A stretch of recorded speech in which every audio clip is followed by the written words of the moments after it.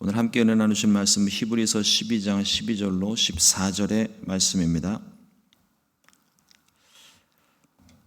히브리서 12장 12절에서 14절 말씀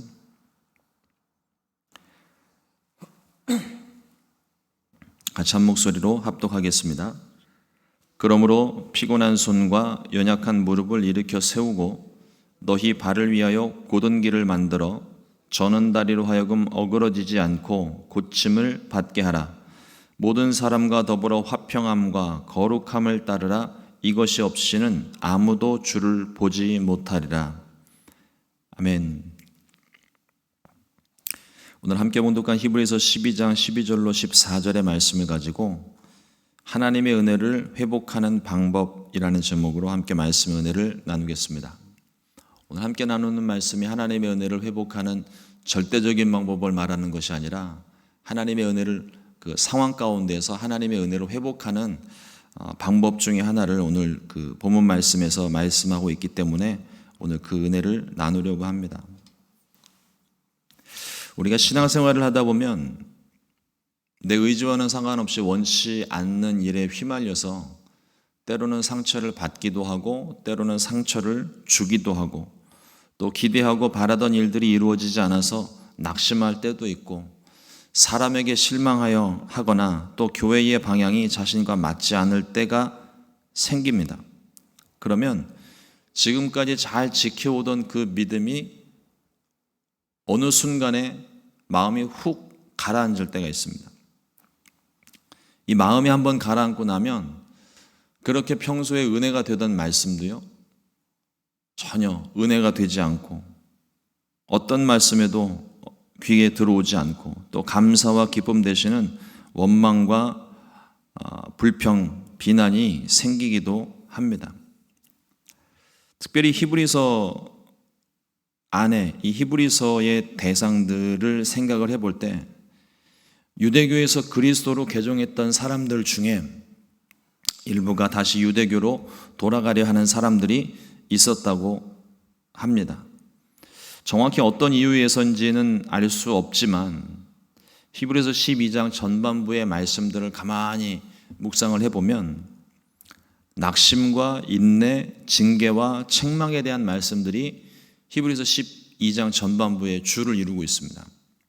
아마도 다시 유대교로 돌아가려 했던 그 사람들이 처음에는 그리스도인의 그 아름다운 모습 또 뛰어난 성품과 또 그 마음에 기쁨과 평안이 있는 그들의 모습을 보면서 그 모습에 감동이 되어서 기독교로 개종을 했었지만 그 당시 또한 가득했던 초대교회의 환난과 핍박, 어려운 순간들 그런 것들을 만나면서 그것들을 견디지 못하고 다시 유대교로 돌아가려고 했었던 것 같아요. 아마도 그 과정 가운데 환경적인 피할 수 없는 환경적인 요인도 있었겠지만 또 초대교회 안에서도 성령 충만한 교회이지만 그럼에도 사람들이 모여 있는 곳이다 보니 또 이런저런 상처와 아픔들을 주거니 받거니 했었던 것 같습니다. 그래서 히브리서 12장 2절 말씀에 보면 믿음의 주요 또 온전하게 하시는 이인 예수를 바라보자. 그는 그 앞에 있는 기쁨을 위하여 십자가를 참으사 부끄러움을 개의치 아니하시더니 하나님 보좌 우편에 앉으셨느니라. 예수님께서 당하셨던 고난과 모욕, 천대와 멸시를 깊이 생각하고 예수님께서 우리를 위하여 그 고난과 아픔, 심지어 죽음과 십자가의 모욕까지 다 참아내셨던 것처럼 인내하고 참아야 한다고 권면을 하고 있습니다. 특별히 히브리서 11장의 이 믿음장에서 믿음의 조상들로 기록되어져 있는 사람들의 모습은 그들의 모습만 봤을 때는 영광스러운 모습, 믿음으로 가득 찬 모습, 하나님께서 인정하시고 도무지 세상이 감당할 수 없는 그들의 믿음에 대해서 기록을 하고 있지만 실제로 그들의 그 믿음을 얻기까지의 그 과정을 생각해 보면 그 연단의 과정을 생각해 보면 그것이 반드시 또 필요했다는 거예요. 그냥 그저 어느 날 갑자기 마음에 평안이 찾아오고 예수 믿는 그 순간부터 믿음이 확 커서 세상이 감당 못하는 그런 믿음을 가진 게 아니라는 겁니다. 믿음이 성장하기까지는 시간이 필요합니다. 또 연단의 과정도 필요합니다. 오늘 밭에다가 씨앗을 심고 물을 주고 난 다음에 내일 아침에 꽃을 기대하고 열매를 바라는 사람들은 바보죠. 오늘 씨를 심었는데 내일 싹이 나올 리도 없고 싹도 나오지 않았는데 꽃과 열매를 바란다는 것은 있을 수 없는 일입니다. 씨앗을 심었으면 싹이 나오는 때까지 적어도 일주일, 열매를 맺기까지는 꽃이 피기까지는 적어도 석 달 이상의 시간이 필요합니다. 아무리 빨리 자라는 식물이라 하더라도 그 원하는 결과를 얻으려면 최소한의 기간이 필요하다는 것이죠. 한국 사람들이 식당에 가면, 미국 식당 가서 그렇게 하는 사람은 없겠지만 한국 식당 가가지고 하시는 분들이 뭐냐면 자주 하는 질문이 있답니다. 식당에 앉자마자 물도 받기 전에 여기 식당에서 제일 빨리 되는 게 뭐냐고, 빨리 그거부터 갖고 오라고, 빨리 되는 거 아무거나 후딱 주세요, 이러면서 물어보시는 분들이 많대요. 이런 분들은 한국 식당에 가시면 안 되고 열린 게 패스트푸드점인데 드라이브스루에 들어가서 얼른 주문하고 2, 3분 내에 음식 받아갖고 나오는 게 제일 속 편한 거예요.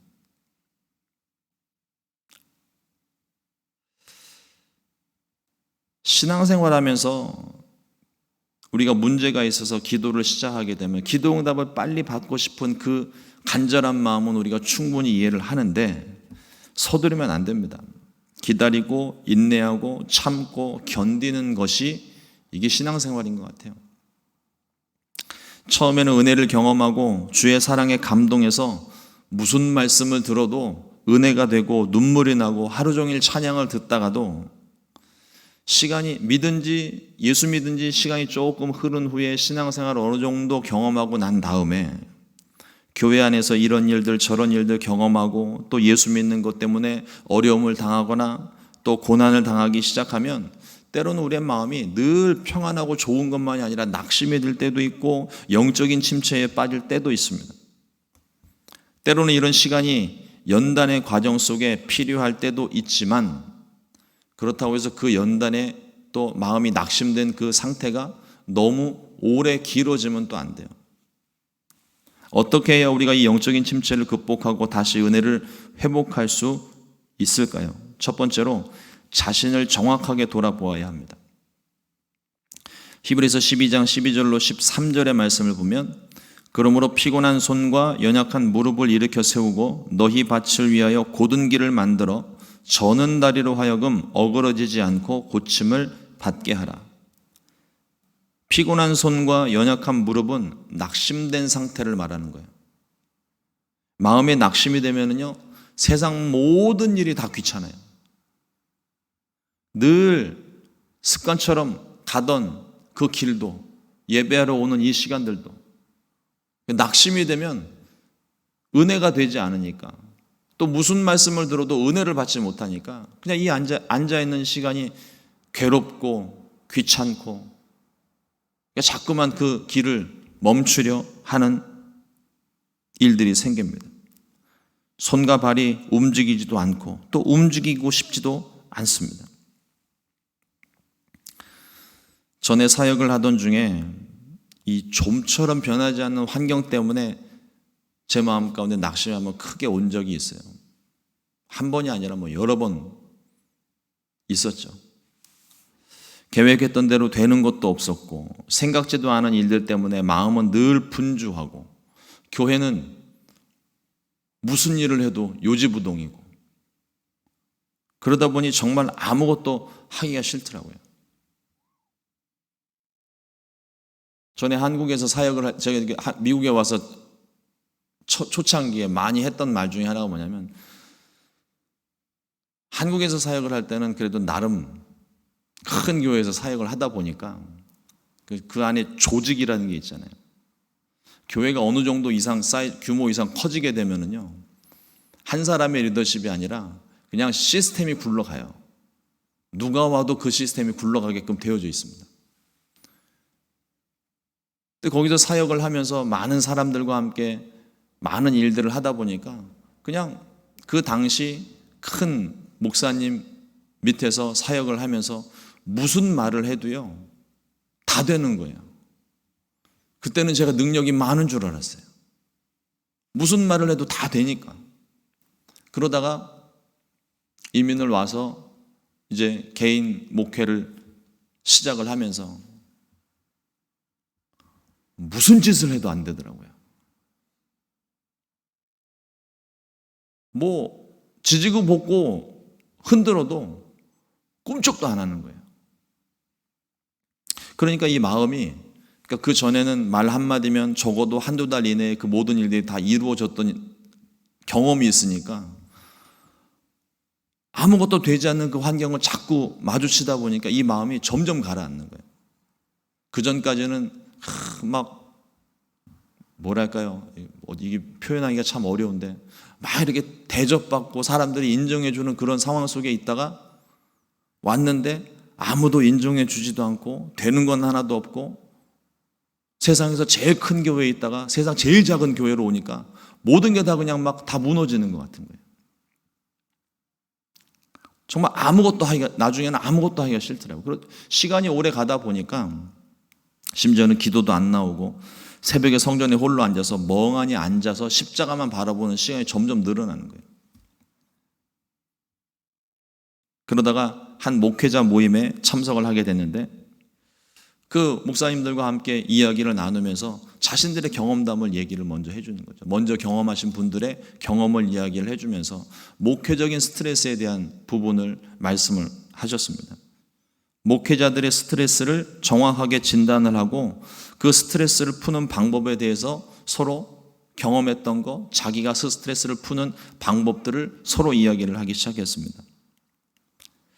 목회적 스트레스가 쌓이게 되면 건강한 목회를 할 수 없기 때문에 목회적 스트레스를 잘 풀어야 된다면서 나름대로 자신들만의 방법들을 나누어 주시더라고요. 어떤 분은 뭐 그냥 다 접어놓고 며칠 기도원에 가서 기도하다 오시는 분들도 계시고, 어떤 분들은 그냥 설교 준비 전혀 안 하고 그냥 가족들과 함께 시간을 보내시는 분들, 또 영화나 뭐 이런 것들을 통해서 자기 취미 생활을 통해서 또 그걸 푸는 방법들, 여러 가지 방법들을 말씀을 해주시더라고요.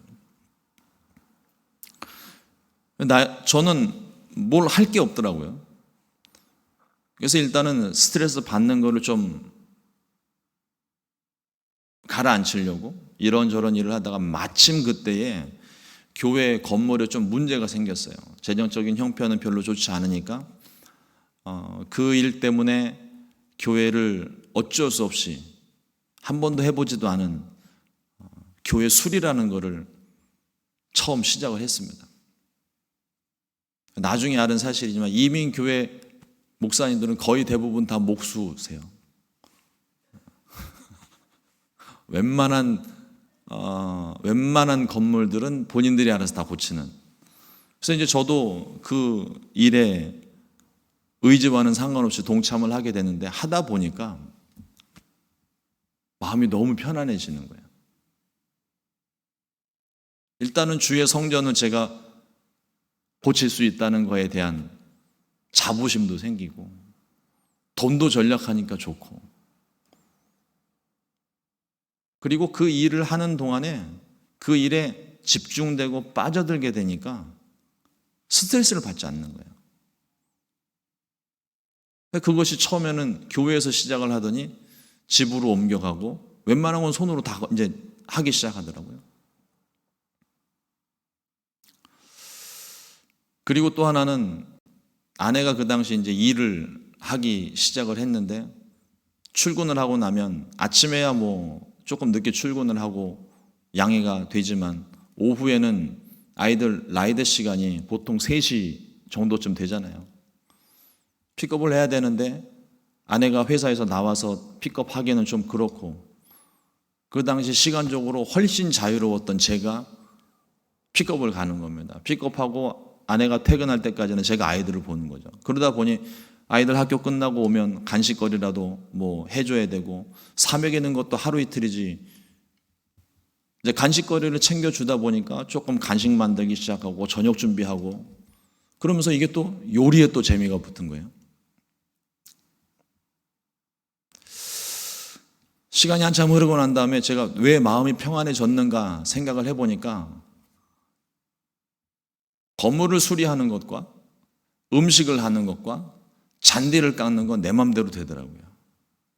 그러니까 세상에 내 맘대로 되는 건 목공일과 잔디 깎는 일과 요리하는 거 외에는 내 맘대로 되는 게 하나도 없는 거예요. 교회 일도 내 맘대로 되는 거 없고 세상 일도 내 맘대로 되는 게 하나도 없는데, 그러니까 내가 노력한 만큼, 시간 들인 만큼, 소금 치는 만큼 음식 짜지고 설탕 치는 만큼 음식 달아지는 것처럼 그냥 정해져 있는 대로 그걸 하기만 하면 원하는 결과를 얻을 수 있으니까 세상 그렇게 편할 수가 없더라고요. 그러면서 이제 거기에 이제 취미를 붙이다 보니까 자연스럽게 스트레스도 좀 풀리고 오히려 그런 것들을 주제로 해서 설교를 할 때도 있고, 왜냐하면 제가 이제 그 잔디 관리를 교회도 그렇고 집도 그렇고 관리를 하다 보니까 어떻게 해야 잔디가 좀 살아나고 깨끗하게 아름답게 관리를 해야지. 미국 안에서 이 잔디 관리는 굉장히 중요한 거잖아요.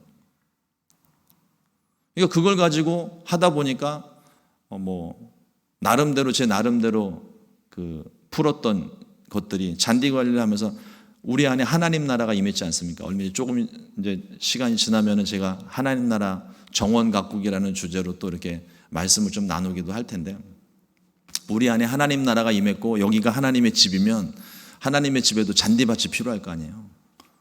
그 잔디밭을 관리하는 데 있어서 제가 경험했던 걸 가지고 말씀을 푸니까 훨씬 더 성도님들도 이해가 쉽고 빠르게 적용이 되더라고요. 그러니까 그런 부분으로 제 마음을 관리하고 마음의 스트레스를 풀다 보니까 목회도 이제는 큰 교회 작은 교회 할 거 상관없이, 그리고 이미 충분히 경험했으니까 교회가 내 마음대로 되지 않는 것 얼마든지 이제는 제가 인정할 수 있고, 교회는 내 뜻대로 되는 것도 아니고 하나님 뜻대로만 되어야 된다는 것도 배우고, 많은 것들을 그 안에서 깨닫고 배우게 되었던 것입니다. 그 마음이 편안해지고 스트레스가 풀리니까 그 다음에는 어떤 어려움을 겪어도, 때로는 낙심이 돼도 낙심 딱 오면 그때부터 잔디 깎을 시간이구나, 집 고칠 시간이구나, 어디 교회 부서진 데는 없나 살펴보고, 또 이렇게 막 스트레스 받으면 음식을 잡수시는 분들 계시잖아요. 저는 먹는 것보다도 만들어야 이 스트레스가 풀리는 거예요.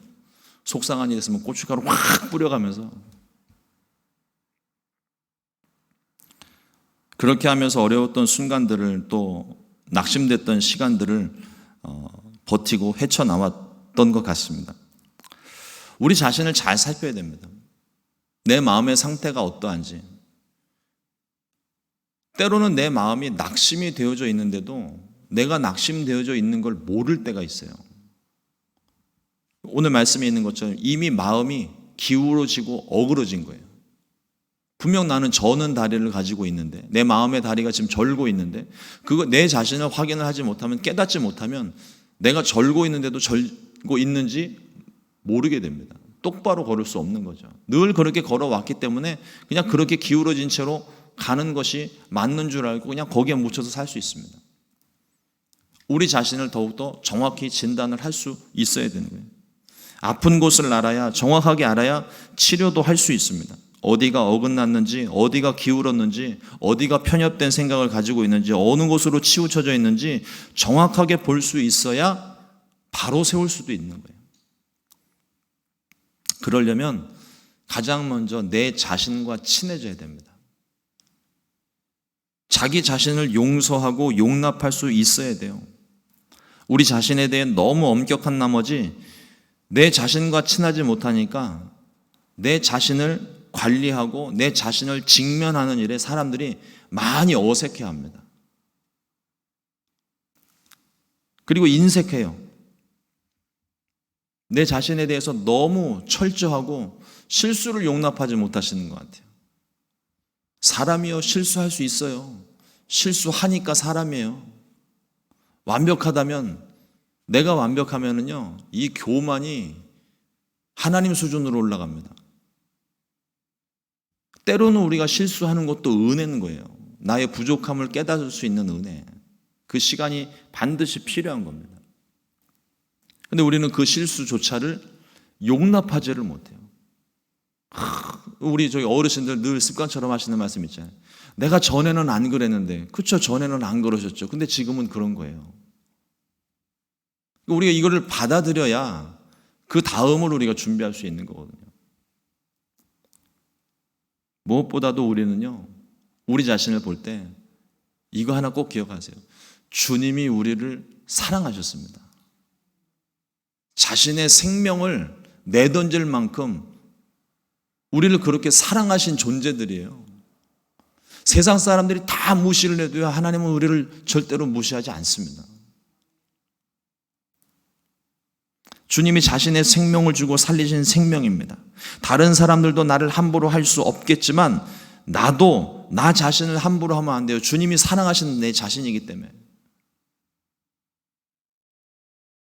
주님의 사랑으로 채우고 치료하여서 무너진 자존감은 다시 세우고 주의 사랑을 받을 만한 존재로서의 정체성을 회복하는 것이 가장 중요하고 시급한 일입니다. 두 번째로 타인과의 관계를 또 살펴야 됩니다. 히브리서 12장 14절 말씀에 모든 사람과 더불어 화평함과 거룩함을 따르라. 이것이 없이는 아무도 주를 보지 못하리라. 자신을 사랑하는 것이 해결되면 그 다음은 타인과의 관계를 회복해야 돼요. 나 홀로 신앙생활하는 거 아닙니다. 신앙생활 하다 보면 이 낙심이 되고 그러면 다른 사람에게 상처받고 그러면 그냥 나 혼자 그냥 신앙생활 하면 되지. 제가 예전에 우리 조윤기 목사님께서 말씀을 하셨을 때 크게 한번 제가 깨달은 적이 있었는데 그게 뭐였냐면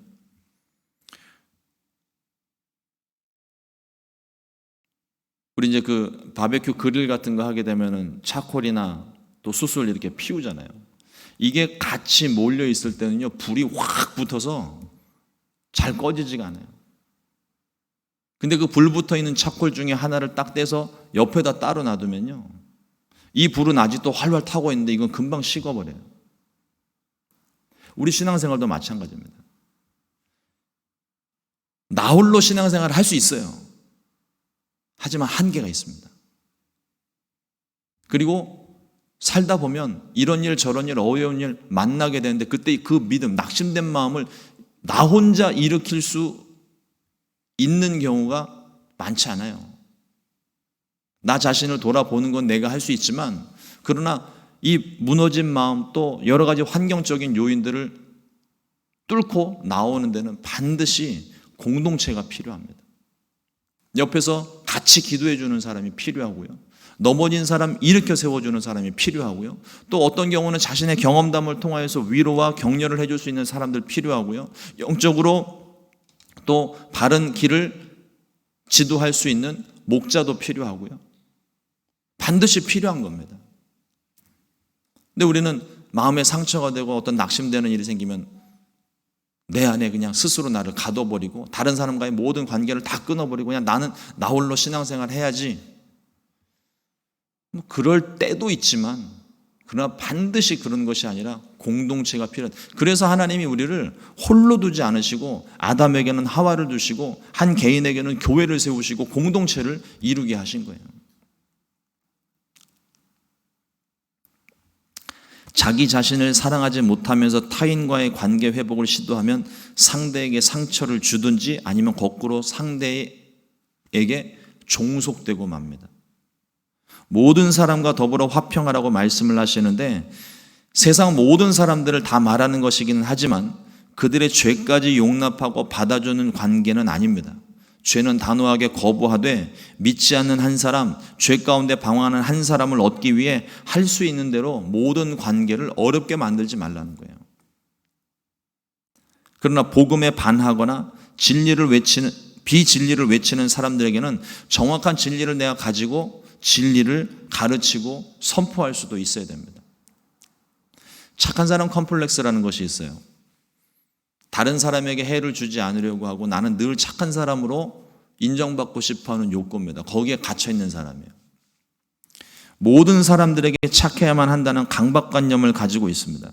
특히나 그리스도인들에게 이 착한 사람 컴플렉스가 많이 있는 것 같아요.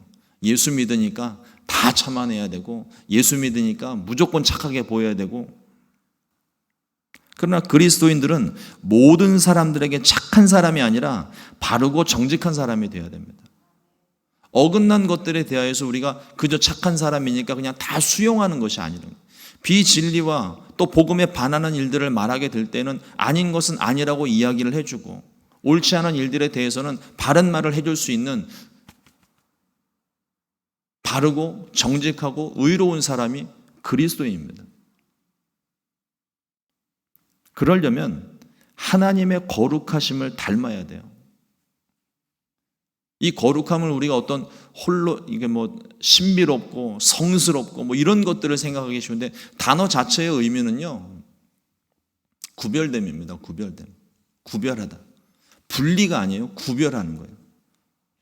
한 바구니 안에 빨간 콩이 있고 파란색 콩이 있는데 그거는 같이 있어요. 그러나 구별됩니다. 분리된 게 아니에요. 빨간 콩 옆에 파란 콩을 놨다고 색깔이 섞여가지고 보라색 콩이 되지는 않아요. 빨간 콩은 언제나 빨간 콩이고 파란 콩은 그 바구니 안에 있는 동안에도 파란 콩입니다. 세상 가운데 사는 우리들이 그런 모습인 거예요. 세상 가운데 우리가 세상 사람들과 같이 있다고 해서 그들과 동화되고 그들과 함께 어울려서 색이 변하는 게 아닙니다. 우리는 그리스도인이에요. 예수님 내 마음 가운데 모신 그리스도인이에요. 우리 그리스도인들을 어떤 색으로 표현할 수 있는지는 모르겠지만 저는 개인적으로 그리스도인은 항상 빨간색입니다. 보혈로 젖어 있으니까. 근데 그 빨간색이 빨갛다 못해 시뻘건색이 세상 사람들과 같이 있으면서 색이 변하면 안 돼요. 우리 안에 주님이 계시기 때문입니다.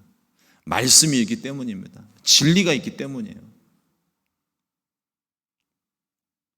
우리는 세상과는 다른 기준, 다른 질서를 가지고 삽니다. 그 기준은 하나님의 기준, 하나님의 말씀입니다. 레위기 11장 45절 말씀에 나는 너희의 하나님이 되려고 너희를 애굽 땅에서 인도하여 낸 야훼라, 내가 거룩하니 너희도 거룩할지어다. 영적으로 다운되고 무기력해졌을 때 우리는 더욱 주님을 바라보아야 됩니다. 모든 것이 다 귀찮다고 다 포기하고 돌아서고 싶지만 우리가 아는 바 예수님은 절대로 우리는 포기할 수 없습니다. 내가 지금 당장에는 교회가 싫어서 뛰쳐나간 것 같아도 그 마음 가운데는요, 이미 생명을 경험했던 사람이기 때문에 거기에 대한 끊임없는 이 돌아가고 싶어하는 마음이 있어요.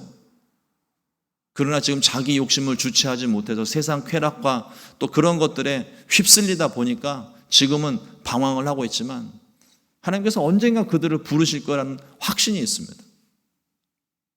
바라기는 주님께서 부르시는 그때에 그 마음이 너무 어그러져서 듣지 못하는 단계가 되지 않기를 바랄 뿐인 거죠. 내가 포기하고 싶어도 주님이 우리를 포기하지 않으십니다.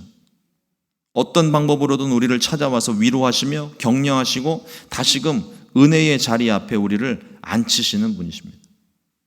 주님을 바라볼 때 우리의 삶에 모든 힘을 빼야 돼요. 내 고집과 주장과 생각들, 물론 기도하면서 우리는 이 모든 것들을 다 하나님께 말할 수 있습니다. 그러나 최종 결정은 하나님이 하시는 거예요. 내가 하는 것이 아니라 하나님이 하시는 겁니다. 주의 말씀에 귀를 기울이고 집중하여 묵상하면 우리가 마땅히 행할 바를, 우리가 마땅히 기도할 바를, 우리가 마땅히 믿을 바를 우리에게 알려주십니다. 영적인 침체가 찾아왔을 때 주님을 떠나면 그 침체는 절대로 회복할 수 없습니다. 더 가까이 다가가서 가장 기본적인 것부터 처음부터 다시 시작하는 마음으로 겸손하게 낮은 마음으로 주의 마음을 생각하고 주님이 나를 위해 행하셨던 그 은혜와 사랑을 다시금 회복해야 합니다. 주의 십자가 앞에 앉아 있으면 성령께서 우리의 마음을 어루만져 주세요.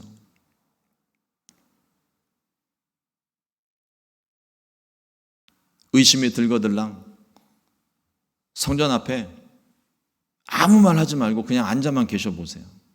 무슨 일이 벌어지는지, 제가 지금 드리는 말씀이 어떤 얘기인지 깨닫게 되실 겁니다. 오늘도 주님의 크신 은혜와 사랑으로 위로받고 회복할 수 있게 되시기를 주님의 이름으로 축원합니다. 기도하겠습니다. 하나님, 오늘도 주의 말씀을 통하여 낙심된 마음 어떻게 일어설 수 있는지 하나님 은혜를 나누게 하시니 감사합니다. 때로는 우리 마음 가운데 원하는 대로 되지 않고 또 다른 사람들에 의해서 상처받고 마음이 무너질 때 하나님 그 마음을 우리가 잘 다스릴 수 있게 해주시고 무엇보다도 우리를 위하여 생명 주신 주님을 멀리하는 일 없도록 우리를 붙잡아 주시고 우리의 발을 묶어 주시고 오직 십자가 은혜 아래만 머물 수 있게 하나님 우리를 인도하여 주시옵소서. 오늘 하루도 그 은혜를 구하고 그 은혜를 사모하며 이 하루 시작합니다. 하루 온종일 주의 은혜가 가득할 수 있게 해주시고 하나님 우리 자신을 사랑하고 또 이웃들과의 모든 관계가 어렵지 아니하도록 그때그때 우리에게 필요한 지혜를 허락하여 주시고 성령의 위로와 감동이 있게 하여 주시옵소서. 예수님 이름으로 기도드렸습니다. 아멘. 주님